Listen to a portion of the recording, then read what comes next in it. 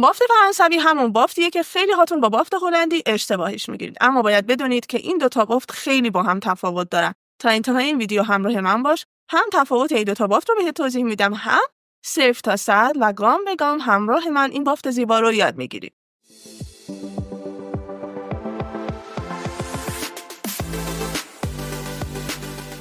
خب برای اینکه بافت هلندی و فرانسوی رو اشتباه نگیرید، باید قاعده هر کدوم از بافت‌ها رو بدونید. اینکه هر کدوم به چه سبک و روشی بافته میشن. و نکته دوم این که برای اینکه اسم بافت‌ها رو یاد بگیرید و ملکه ذهنتون بشه، قطعاً نیاز به تکرار و تمرین دارید. وقتی یه مدتی بافتی رو کار بکنید و تمرین بکنید، به مرور یادش میگیرید. همینطور اسم اون بافت رو هم فراموش نمی‌کنید و همیشه توی ذهنتون میمونه. اما در ادامه ویدیو همراه من باش، چون قراره این بافت فرانسوی جذاب رو با تمام نکاتش بهت بگم و حین بافت متوجه تفاوتش با بافت هلندی میشی. خب من قبل از اینکه شروع کنم به زدن بافت، یک سری نکته راجع به بافت فرانسوی بگم. ببینید بافت فرانسوی جدای اون تفاوت‌هایی که با بافت هلندی داره، یک سری شباهت هم با اون بافت داره. مهمترین شباهت و نکته اساسی هر بافت کف سری موادگذاریه. دخترا شما باید خیلی تمیز بافتتون رو موادگذاری کنید، موهاتون رو موادگذاری کنید. حالا من چون قبلا موقعی که می‌خواستم این سمت رو بزنم، این سمت رو هم موادگذاری کردم، فقط الان یه مقدار اسپری آب بهش زدم که این ژل واکسا خودش رو ول کنه، اون حالت خشکی خودش رو ول کنه و من راحت بتونم لایه‌هام رو بردارم. اما شما طبق اصول موادگذاری که لینکش رو اینجا براتون میذارم، به طور کامل موهاتون رو موادگذاری می‌کنید. حالا میریم برای برداشتن لایه اول بافت. چقدر باید این لایه رو بردارم؟ من قبلا هم توی آموزشام بهتون گفتم حجم این لایه بسته به میزان پهنای بافتتون داره. اگر شما دارین یه بافت آفریقایی ریز میزنید، این لایه میتونه حتی با 3 تا تار هم شروع بشه، یعنی زمانی که دارید بیبی لاین میزنید. اما من الان چون دارم بافت هلندی میزنم، ماکسیموم میزان لایه‌ای که میتونم بردارم، ببینید 1 سانت تقریبا در 1 سانته. یعنی نمیام خیلی بزرگ بردارم، چون این بافت ببینید برجسته نیست و خوابیده کف سر. اگه من بیام خیلی این لایه رو پهن بردارم، بافتم خیلی از جلو خالی میشه و میکشه عقب کارم و اون جلوه کارم رو ازم میگیره. خیلی به این نکته دقت کنید. بچه‌ها خیلی اشتباه میکنن توی این مسئله لایه ها. خب حالا بریم سراغ تفاوتاشون. دخترها گفتیم تو بافت هلندی چپ زیر وسطی، راست زیر وسطی. تو بافت فرانسوی چپ روی وسطی، راست روی وسطی و این میشه قاعده این بافت. ببینید من الان دسته چپ رو میارم روی وسطی، دوباره دسته راست رو میارم، دوباره دسته چپ رو بیارید روی وسطی. ببینید و یک لایه مو هم بهش اضافه کنید. حالا من چجوری دستم رو گرفتم؟ ببینید انگشت اشارم رو میذارم زیر گره. مجبورم دخترها برای اینکه بتونم این مو رو نگه دارم.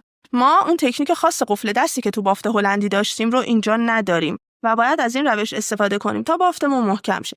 شستم زیر لایه است. خب اشارم رو میذارم روی گره. حالا این مو رو من فعلا کنار میذارم و میام یک لایه مو از کف سر بهش اضافه میکنم.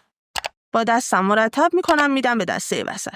خب این مو که کنار بود و دوباره من با 3 تا انگشتم میگیرم، انگشت شستم زیر وسط، زیر اون 2 تا لایه هاست و اشارم روی لایه ها و این دسته وقتی میخواد بیاد وسط، ببینید انگشت سومم باز میشه و اون لایه رو میگیره. و این میشه تکنیک گرفتن دست تو بافت فرانسوی که حالا یک مقدار نیاز به تکرار و تمرین بیشتری داره نسبت به بافت هلندی. خب ما تو این بافت دخترها شل شدن لایه ها رو تجربه خواهیم کرد. چرا؟ چون میگم اون تکنیک قفل دست رو نداریم. حالا بهتون میگم شما باید چی کار کنید. شما باید از تکنیک کشش دسته ها که بهتون آموزش دادم اینجا استفاده کنید. فوق العاده هم راحته و نتیجه خیلی خیلی خوبی هم به کارتون میده. ببینید من موهامو برمیدارم، به بافتم اضافه میکنم. خب حالا نگاه کنید، وقتی که کارم شل میشه من یه کوچولو که دسته هام رو بکشم، دوباره لایه هام میچسبه کف سر. چرا؟ چون دیگه مثل بافت هلندی نیستش که بچه‌ها دسته هاتون رو گم کنید، ندونید کجا اضافه کردید، موها خیلی پیچیده بشه. موها همین روه و شما یه کوچولو که لایه ها رو بکشید، بافت کامل میچسبه کف سر. خب من دسته بعد رو از این ور اضافه میکنم، با دستم مرتب میکنم و میارم داخل بافت. دوباره میرم برای طرف مقابل. ببینید میارم وسط. حالا ببینید اگه این سمت شل شده باشه اصلا کاری نداره دخترها، همین روی یه کوچولو بکشید محکم میشه. وقتی شما خوب مواد گذاری کرده باشید اصلا به این مشکل ها بر نمیخورید. و اینم از معایب سرمانکن‌های الیاف. البته واقعا این سرمانکن خیلی به من کمک کرد، خیلی عمر طولانی کرد، اما خب بالاخره یه وقتی هست که خالی میشه حجم سرش، حجم موهاش. خب ببینید دوباره من انگشتمو میذارم این طرف. میبینید دخترها به همین راحتی بافتتون زده میشه. اصلا نگران اون تکنیک قفل دست و این مسائل خاص نباشید. حالا اینکه چه مقدار لایه ما مجازیم از کف سر به بافتمون اضافه کنیم. سعی کنید لایه هاتون اولا مساوی و هم اندازه طرف مقابلتون باشه، در یک راستا باشه. و اینکه یه نکته‌ای هم که باید بهش دقت کنید این که قبلا توی بافت‌های کف سری بهتون گفتم حجم این لایه‌ها به اندازه گره هاتون باشه. اگر نمیتونین تشخیص بدین سعی کنید آروم آروم حجم لایه‌تون رو زیاد کنید. یک دفعه یه حجم خیلی زیادی مو به بافتتون اضافه نکنید که بافتتون کج بشه و یا با حجمای خیلی کم کار نکنید که کارتون خراب بشه. آروم آروم میتونید این حجم رو زیادش کنید که این کارتون هم حالت طبیعی و قشنگ خودش رو حفظ بکنه. خب ببینید نسبت به اون پهنای لایه اولم من آروم آروم حجم لایه هام رو زیاد میکنم.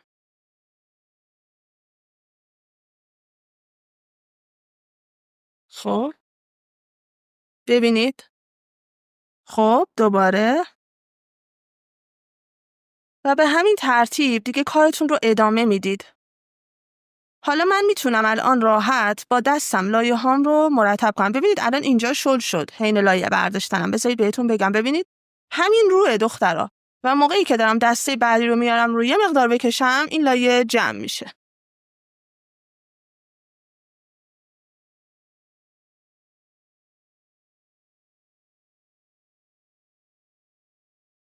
دوباره طرف مقابل.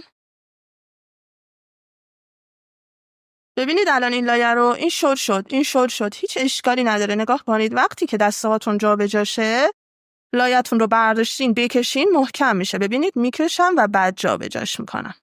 خب و کامل با لایه ها میچسبه کف سر. دوباره از این سمت لایم رو ور میدارم. خب راجع به شونه کشی دخترها، شونه کشی هیچ فرقی با موی هلندی نداره. به همون شکلی که شما بافت هلندیتون رو شونه کشی انجام میدین این بافت رو هم باید به همون شکل شونه کشی بکنید. نگاه کنید. من این لایم رو بر میدارم میارم داخل بافت. با این شونه به هیچ وجه شونه نمیکشم. از این شونه هایی که جلوش معمولی استفاده میکنم برای شونه کشی. ببینید اگر از اون شونه هایی که حالت ال داره دندونه اولش استفاده کنید اون دندونه اولش میره داخل بافتتون و موها رو از توی بافتتون میکشه بیرون و کارتون رو خراب میکنه.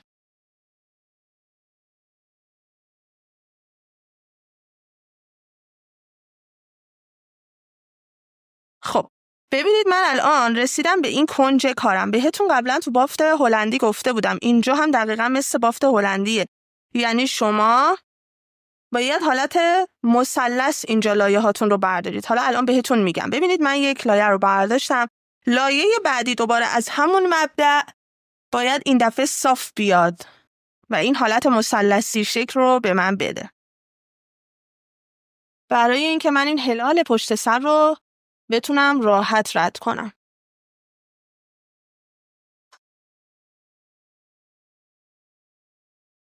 میکشم کامل کارمو که محکم شه و اون شکمی که معمولاً ازش نگرانیم رو من نداشته باشم توی کارم. البته دخترها یه نکته رو اینجا من بهتون بگم قبل از این که اصلا این بافت تموم شه. ببینید همین الان لایه های این بافت، ببینید لایه های این بافت داره از رو میاد. پس این قسمت بافت که داره هلال میشه و میاد داخل بافتمون حتما یک مقدار برجستگی رو داره. یعنی شما دقیقاً مثل بافت هلندی نیست که بافتتون کامل بچسبه به کف سر. حالا بیاین خیلی بکشید موهای مشتری رو و اذیتش کنید که لزوماً بافتش کامل بچسبه به کف سر. نه، شما اون مقدار هلالی رو دارید هر کارش بکنید چون خاصیت این بافته. اما خب بهتره که سعی کنید بیشتر از یه مقداری نباشه که جلوه کارتون رو خراب کنه. به این شکل من هر لایه‌ای که میزنم، ببینید دیگه وقتی اون مثلثی رو برداشتم، یعنی یکی اومد بالا یکی هم صاف اومد، دیگه الان کار من راحته. لایه‌های پشت سر رو کامل صاف جدا میکنم و کارم فوق‌العاده تمیز میشه.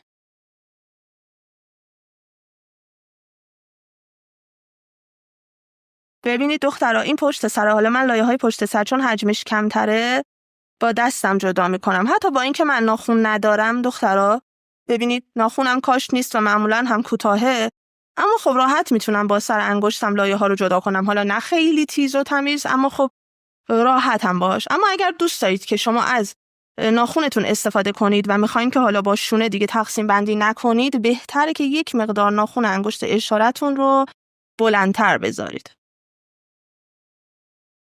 خب ببینید دخترا، خیلی مهمه که شما زمانی که اون قسمت گوش رو رد میکنید، بافتتون پشت سر همچنان وسط باشه. قبلا بهتون تو بافت هلندی توضیح دادم، بافتتون نباید گوشه سر بیفته، حالا یا این سمت یا اون سمت کنار گوش.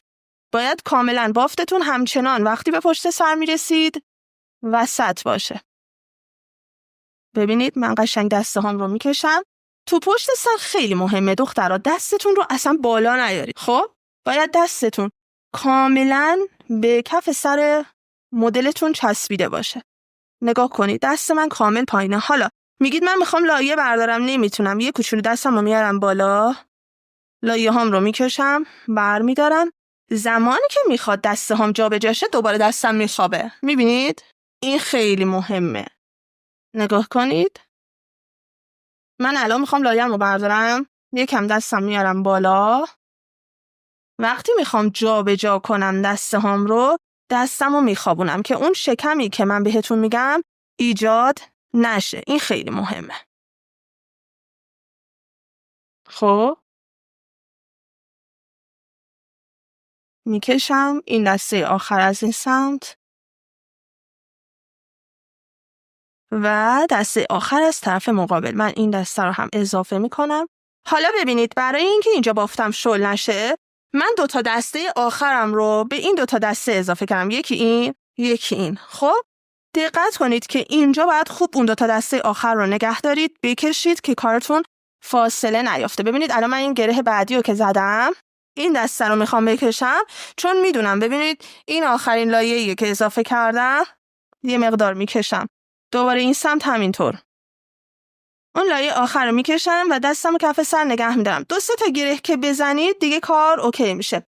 نکته بعدی حواستون باشه که این موها زمانی که بافت تموم میشه کاملا تمیز باشه، یعنی انتهای موهای مشتریتون وز نشه. ببینید دخترها، به همین راحتی بافت فرانسوی زده میشه. حالا فعلا انتهای بافتاتون رو کش ببندید، چون من توی ادامه آموزش ها فیکس های بدون کش رو بهتون آموزش میدم که میتونید توی بافت های هلندی و فرانسویتون هم ازش استفاده کنید.